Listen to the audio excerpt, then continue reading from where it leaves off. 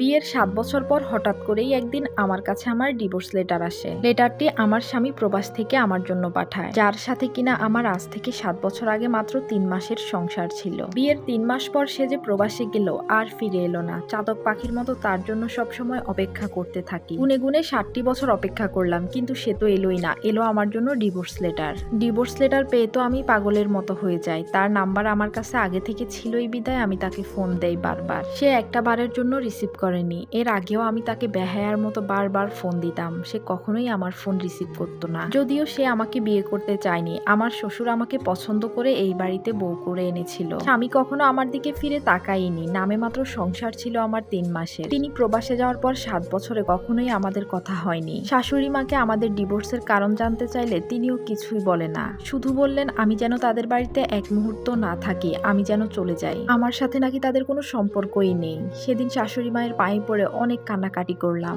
আমাকে একটু ঠাঁই দেওয়ার জন্য, কিন্তু আমার শাশুড়ি মাও সেদিন তার আসল রূপ আমাকে দেখিয়ে দিলেন, আমার দিক থেকে মুখ ফিরিয়ে নিলেন। অথচ এই ৭টি বছরে আমি তাদের পরিবারের জন্য কি না করেছি, কত অন্যায় অত্যাচার তারা আমার উপর করেছিল শুধুমাত্র আমার স্বামীর সুযোগ নিয়ে। এরপর জানতে পারি আমার স্বামী তার প্রাক্তন প্রেমিকার জন্যই আমাকে ডিভোর্স দিয়েছে, এবং বেশ কিছুদিন পূর্বে তাদের মোবাইলে নাকি বিয়েও হয়। এবং জানতে পারলাম আমার স্বামী দ্বিতীয় স্ত্রী নাকি তার সাথেই আছে, এবং তাদের একটা ছেলেও আছে, যেটা আমি ব্যতীত তাদের পরিবারের সবাই জানতো।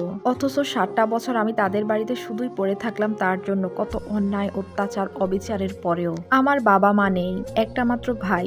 ভাইয়ের অবস্থাও অনেক খারাপ, কোনো রকমে দিন আনে দিন খায়, কিন্তু কোনো উপায় না পেয়ে, যাওয়ার মতো কোনো জায়গা না পেয়ে ভাই ভাবির কাছে গিয়ে আশ্রয় নিলাম। বাবা মা না থাকায় ভাই ভাবির চোখেও একদিন চোখের বিষ হয়ে গেলাম। অল্প বয়সে আমার বিয়ে হয়ে যাওয়াতে পড়াশোনাটাও আর করতে পারিনি। তখন পড়াশোনা নাই, আবার ডিভোর্সি, এমন শুনলে কোনো ছেলেই আমাকে বিয়ে করতে রাজি হতো না। ভাই ভাবির অত্যাচার সহ্য করতে করতেই ৩টা বছর কাটিয়ে দিলাম। হঠাৎ করেই একজন লোক একদিন আমায় পছন্দ করে। তার বয়স ৬০ বছর প্লাস। লোকটা আমাকে বলে আমি তোমার ব্যাপারে সবকিছু জেনে শুনেই এসেছি, তুমি যদি আমাকে বিয়ে করতে চাও তাহলে আমি তোমাকে বিয়ে করব। আমার ছেলে মেয়ে আছে, তারা সবাই দেশের বাহিরে থাকে, আর আমার প্রথম স্ত্রী অনেক আগেই মারা গিয়েছে। তোমাকে আমি অনেক সুখে রাখবো, কোনো কষ্ট দিব না। প্রথমে আমি রাজি ছিলাম না, পরবর্তীতে মনে হলো ভাই ভাবির সংসারে বোঝা হয়ে না থেকে বিয়েটা করে ফেলাই ভালো হবে, অন্তত আমার একটা আশ্রয়ের জায়গা হবে। কোনো প্রকার অনুষ্ঠান ছাড়াই আমরা কাজী অফিসে গিয়ে বিয়ে করি। আমার দ্বিতীয় স্বামী ছিলেন অনেক প্রভাবশালী, তার ছেলেমেয়েরা ছিল আমার থেকেও অনেক বড়।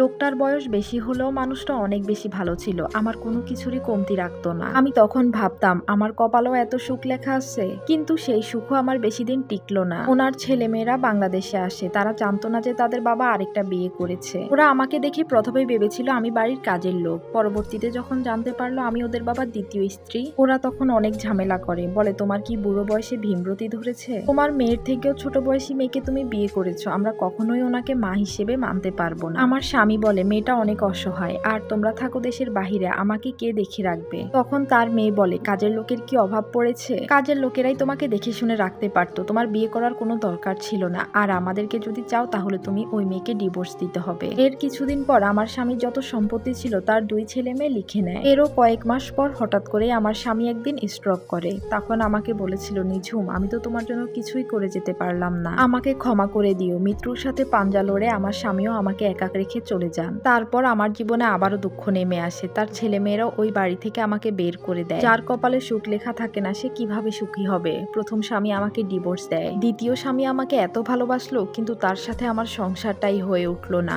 আমার কপালটা কেন এমন হলো? এটা একটা অভাগী আপুর জীবনের গল্প।